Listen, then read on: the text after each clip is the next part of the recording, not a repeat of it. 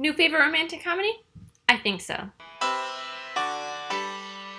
Hey, I'm Amy and welcome back. Today we are talking about the smash box office hit Crazy Rich Asians. It is such a beautiful, fun, and refreshing look at the romantic comedy. I didn't think, well, I knew I would probably really enjoy this because of all of the hype it has been getting as a great film, but I didn't think I would enjoy it as a romantic comedy as much as I did because I'm not a huge romantic comedy fan. I like the comedy aspects, but sometimes the romance is just a little too much and it feels just so fake that I try to stay away from it as much as I can. But I had so much fun with this movie. Just believe the hype. Go see this movie. If you want to see more diversity in film, you need to support this movie. Give it all of the money you have. And if you just like a really good story, a really good and well-directed film, some great acting, and basically just a fun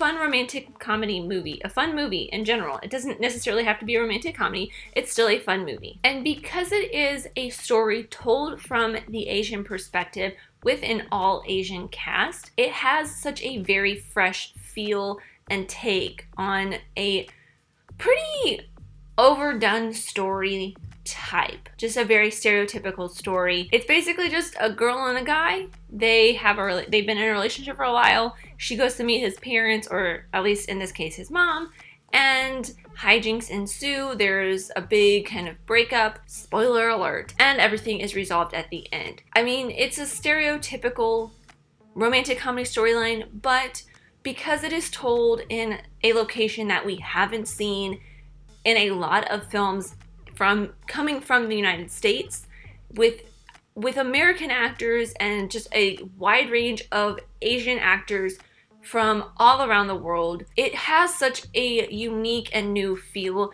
that you don't really notice the fact that the story is pretty the same as it has always been.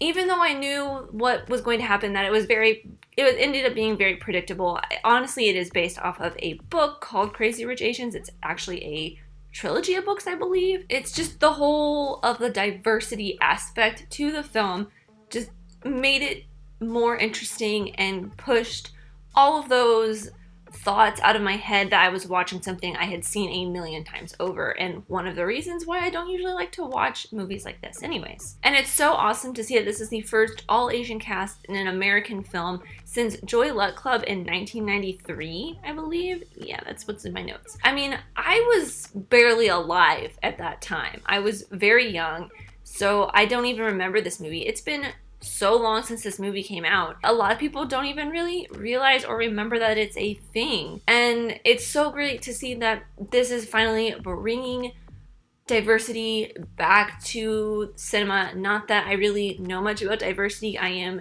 very white. I am very much a female, but it's still great to see that there's a bunch of female filmmakers paving the way for women like myself, just like Ryan Coogler and John M. Chu are paving the way for Black and Asian filmmakers and actors and other people of color to make films that are about their culture, to share with people who don't know about that culture as well as they do, or even with people who know and understand that culture, just to show them and have them felt represented on screen. It warms my heart with happiness. So very great. And the actors in this are so phenomenal. I did really fall in love with Constance Wu. I don't think I've really seen her in much. I know she's on Fresh Off the Boat, but I haven't really watched that. I don't really watch a lot of like sitcoms pretty much anymore. A lot of the TV I usually watch is just Friends reruns, but I think I might start watching Fresh Off the Boat because I really loved her performance in this. She's really great. And her boyfriend Nick's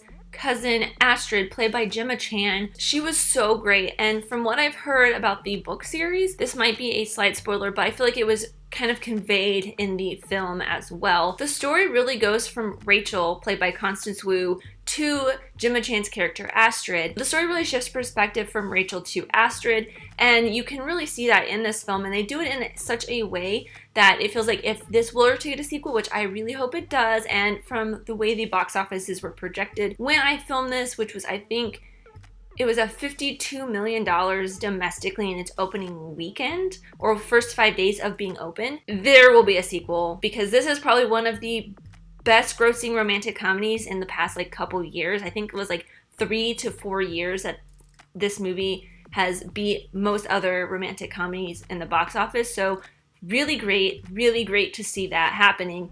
And I think with some things that happen throughout the film, I don't really want to do a lot of spoilers on Astrid's story because it is a very predictable story, but that's what makes this a little bit more fresh, is the fact that within the predictable story of Rachel and Nick's story, wow, I just said story so many times, they have Astrid's storyline that they interject a little bit in there to give it a very fresh and different perspective that I really hope they will carry along into the next maybe trilogy of movies. And I can't forget the fact that Awkwafina is in this. She was probably one of my favorite parts of this. She's hilarious. She really holds the comedy down. Like, her and her entire family, the character that she plays, just do a phenomenal job with the comedy. Ken Jeong plays her dad from Community, and he's also in Fresh Off the Boat. It's great to see all of these great comedians and Asian actors combining and making this beautiful thing. And for all of the things I absolutely love about this movie, there is one little nitpick I have with it. It has a very cool and stylized Wes Anderson-esque opening that they only use one other time about an hour-ish into the film